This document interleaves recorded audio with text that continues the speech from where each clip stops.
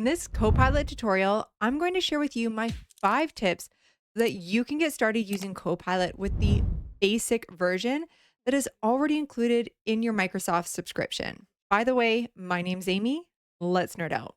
Let's first ensure that you know how to access Copilot. So to get to Copilot, we can navigate to the Microsoft homepage, which is shown on the screen here. And then this will land you in the new chat area, which here, this is Copilot Chat, and it's the easiest way to get started using Copilot. On the bottom left, you'll see that I have Copilot Chat Basic with the option to upgrade. So right now I'm demonstrating on a account that does not have the premium license. If you do have a premium license, then from the top here, you're going to see a toggle for the work as well as the web, which means that Copilot is grounded in your work data. And if you do have that feature, then I've included a link to another tutorial that you can check out.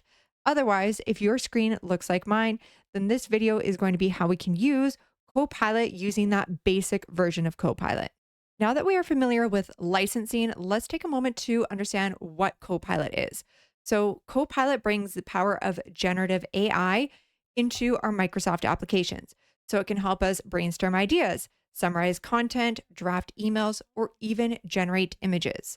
So, generative AI is designed to create original content.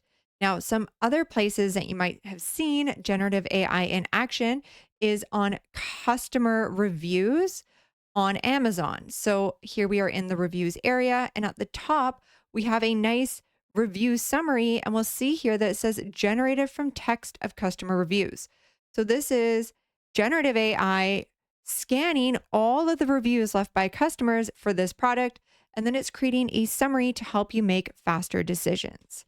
Another example is going to be just in a general search bar, and we'll see at the top here that we have an AI overview. So here it's taking your search query, and now it is scanning everything on the internet and pulling relevant information to you in a nice and easy to digest format and providing you with those reference links so that you don't have to go digging through everything. You can just get the summary and then review the necessary links as needed.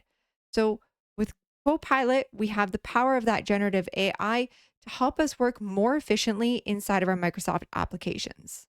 Number one is to start with a suggested prompt. So in this chat area, we have a prompt box. And this is sort of like using the search bar within your search browser. So you can use natural language to describe what you are looking for or what you want Copilot to help you with. We can optionally attach additional files, including work content. You can upload files from your computer, or you can even attach files that are stored within OneDrive and SharePoint to help you gain insights. But sometimes you don't know what you should even ask Copilot. So that's where these suggested prompts come in.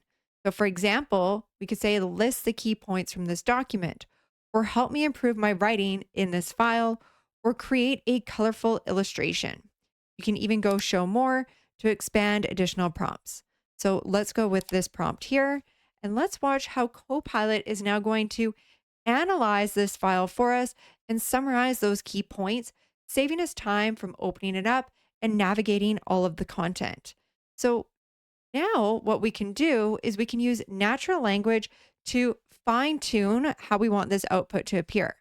So in this case, I'm just going to ask Copilot to simplify the bullet points and to remove references. So you'll notice that there's these references here, which are great, and you need to ensure that Copilot is providing you with accurate information. But I want this to be in a more digestible format that I can easily copy and share with my team members. So here we have a nice and short summary, and now I can copy this and share it somewhere with my team members for those insights from our document. And as my pro tip here, when you want to start a new conversation, you can head up to this new chat icon on the top right, and then we can go show more and scroll all the way down to the prompt gallery. So here you can get some really great ideas for some different ways that you can prompt and chat with Copilot. Number two is how we can use Copilot within Outlook. So we've seen how we can use Copilot chat from the Microsoft homepage. However, Copilot is also available within your 365 apps. So for example, I have this Copilot icon on the top right of Outlook. So I have that chat experience available to me from this application. Now, to use Copilot in Outlook, we have a couple of different options. So, for example, we can select this email here, and at the top, you're going to see Summarize. So, if we click that, then now an AI summary of our email is going to be generated in this chat area. And this is just going to save you from reading through all of the details of this email and provide you with a nice and neat summary. Now, I think that this is incredibly helpful when we have a long email thread with lots of replies here, and this can help you just get caught up to speed. So now that we have our summary here, let's ask Copilot to help us identify what items we need to address in our response. So now Copilot can be more tailored to you and let you know specifically what needs to be included when we're responding. Now it's asking if you want, I can draft a polished reply for you that covers all of these points. So then you could say, yes, let's do that. And you can describe exactly what you want that email to include. You might disagree with some of the items here, but you can use natural language to describe the email that you want. And then Copilot will generate that output for you. You can then copy the response and paste it into your reply, saving you from writing all of those emails. And it's going to be in that nice and neat format. Now we are going to look at how we can use Copilot inside of Word. So similar to Outlook, we can expand Copilot chat from the home ribbon, and then this will open up that chat experience where Copilot can now help us gain insights from our documents. So for example, we can say, what does this document say about our goals and objectives? And then now Copilot is going to review this document and provide you with those answers. So in this case, those are right here. But for a really long document, this can save you a lot of time from digging through all of that additional content. Additionally, we can ask Copilot to summarize the comments on this page.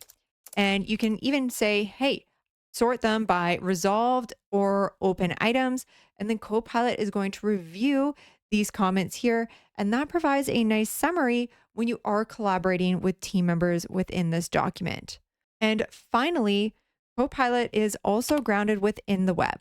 So we can ask Copilot to gather research from the web for us without even leaving our documents. So in this case, I've said create a table of Canadian provinces and their capital cities.